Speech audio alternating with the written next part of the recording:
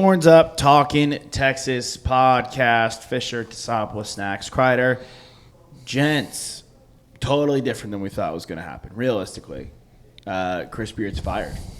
Yeah, very abrupt. Look, I'm not saying it shouldn't or should have happened, but we were definitely expecting this decision probably to come in February, right? I thought he'd be back on the. And honestly, the way things were trending with like the statement of his wife, statement of his wife, the decision in court, charges being dropped, the legal decisions, and pretty much the lack of decision from the university. Like no suspension, nothing. Like obviously with the suspension indefinitely, but nothing like finite. Hey, we're keeping him or we're firing him. I was like, all right, maybe they're in the works of trying to bring him back and find out the best possibility to do so. Now they've just completely cut him outright.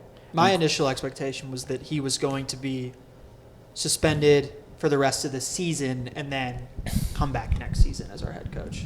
That's probably the safest and wisest decision heading into today. Now we see what's gone on, and it's looking like he's gone. And I really can't. I mean, you're talking about from an assumption standpoint. From an assumption standpoint, yeah. I'm not saying look realistically, I thought the guy was gonna be fired. We should have. We talked about it on the show. In his agreement with the university, it dictated that it's grounds for termination.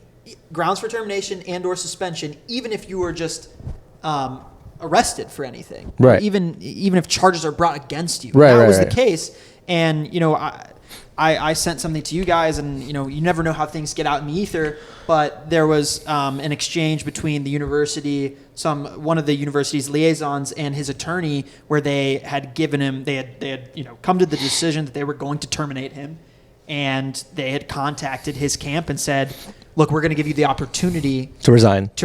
It didn't. And I guess they from what it was made out to on this document that we saw was that they didn't even answer. They didn't even respond. And so they were like, okay, that's how you're going to handle it with that lack of professionalism. We are going to straight up fire you. And that's that. Yeah. A lot of things are going through my head. One, will he return to coaching? He'll probably get a job somewhere eventually down the road. It's going to take some time for all the dust to settle, for all the facts to get out there. Won't be at University of Texas. Who's going to be the candidate, right? If Terry goes on and has a great season to close it out, and does well in the tournament, is he our guy still? Did they make this termination now because they want to have their coaching options open now, right? Get some guys in the building to see if they want to be the head coach of Texas next season. I think the biggest thing to take away from this is they just want the uncertainty to be over, right? For the players' sake. I mean, that's great. Ideally, from a player standpoint, having this loom over their head game after game, at least one way or the other, they know now. Right. And they can head into the next game against Oklahoma State, which, quite frankly, you got to win that one. Stillwater or not, you got to go in and beat a team that you should beat. They are the bottom of the barrel this year in the Big 12, and you got to go take care of business. Yeah. And now that at least this decision is made and you know who your head coach is for the remainder of the season, onward. And are we going to lose recruits? Maybe. But we've gone through Shaka. We've gone through Barnes. Beard was an unbelievable hire. Great that we got him. But it wasn't like we brought in Calipari or Coach K, where we're really getting not one big recruit, 3 or 4 recruits a turn. In the top 20. Yeah. To me, it's also all about development and how you put these guys in a system. And For sure. There's other guys out there. Look, there is no doubt that he's a great recruiter, but you also have to consider that how much of that draws the University of Texas itself. You don't have to be the best recruiter in the world to say, hey, this is a great program. You want to be a basketball player that puts Texas basketball on the map. That speaks for itself. We talk about Austin all the time being a great draw, and I still think that we're going to be able to hold on to a lot of these recruits. I think for basketball players, it's more about it's a faster path to the NBA. Dylan Mitchell, for example, and Morris, for example, Morris is probably a player that could stay a couple of years and maybe strengthen his game and go in as a veteran upperclassman and come off the board in the 15 to 25 range at his absolute best. Mitchell, if everything points in the right direction for Mitchell going forward and the rest of the season starts to pop off, he's a lottery pick. Major difference. And a good lottery pick at that. This is a top 10 recruit, top 5 recruit on some rankings. In college basketball, you want to go to a school where you get notoriety, so it's being televised, a place where you feel comfortable to grow your game, quite frankly, a place where you can play. Yeah. Yeah. Like oftentimes we see guys go to these schools. Like we've seen top recruits go to certain schools, and they've never really amounted to nothing because they've gone to places where you thought you could. They're win, blocked. so you ended up getting blocked and you rode the bench. Mm-hmm.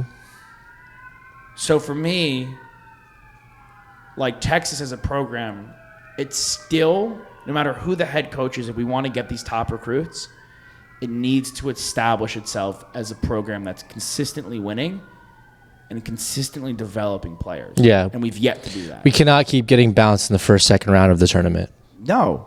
You got to make Especially after make deep runs. Especially after seasons where we've won the Big 12. Yeah. You know what I'm saying? But The like just tournament. winning the Big 12 once isn't even that impressive these days. Like we want to like create a dynasty here, right? Where what was it, Kansas? They won like 8 in a row.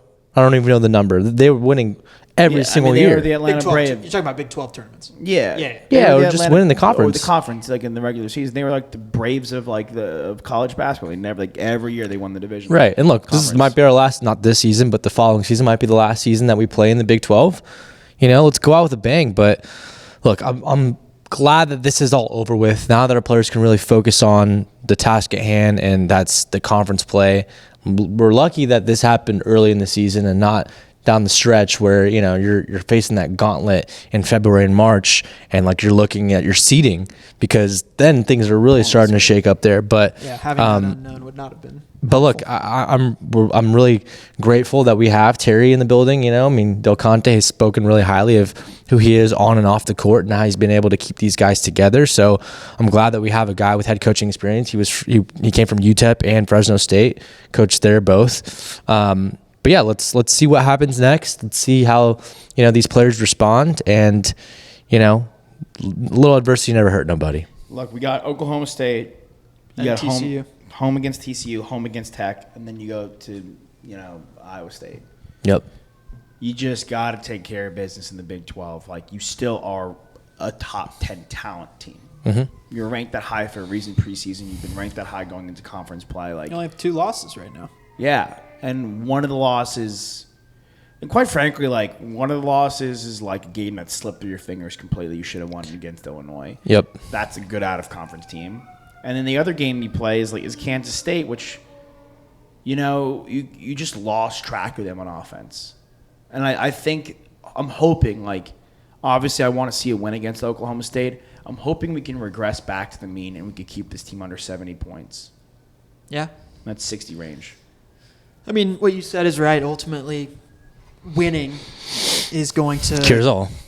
Cures all. It's going to keep those recruits. It's going to bring in new recruits. There's still guys that, have to declare. There's still meaningful recruits out there yet to determine where they're going to play college next year, or if they're going to play college next year.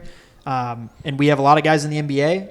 So, we're never like a school that doesn't have at least a couple of guys that are really talented knocking on our door. And Texas is a really great basketball state. Yeah. A lot of good guys coming from the Dallas area, from the Austin area, Houston area, of course. And so we just, it's important that our guys stay focused as much as they can. But it's going to be a heck of a lot easier now with this looming kind of cloud Right. away. Right. Bulls completely collapse. Like, go throw a boatload of money at Billy Donovan. I mean, that's the interesting thing, right? Like, if Terry, you'd expect them to. We'll see how the season turns out. I hope obviously. it goes well for him. I do too. I think that, there's obviously already the rumor mill, even in the day that it happens, the firing, like, who's the next guy?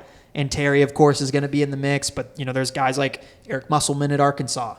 We're going to go after SEC coaches, I imagine. Who knows if Coach Cal wants to stay in Kentucky? I even saw Jay Wright. I don't know if that's ever going to happen, but Back out of retirement? That'd be nuts. You never know. Guy like, off the court stuff, of course, but a guy like Rick Pitino, who's in Iona right now, I saw that floated out there.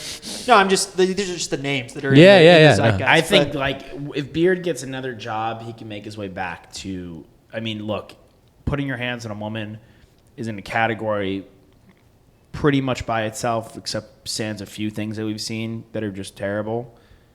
But, like, Hugh Freeze came back and is the head coach at Auburn. I know, again, I would put, I'm not putting Beard in this category, but, we've seen like the Sandusky thing was probably the worst thing we've seen from a coach, college, from anything. Yeah, Beard's he'll be coaching again. He'll be coaching again. Yeah. It's just because there's no legal. Doesn't mean he didn't do it, Right. but there's nothing legally going on. So Right, he may right. get another shot. But I'm glad our university made a swift decision or swiftish decision. Quick one. Horns up. Talking Texas. See you next time.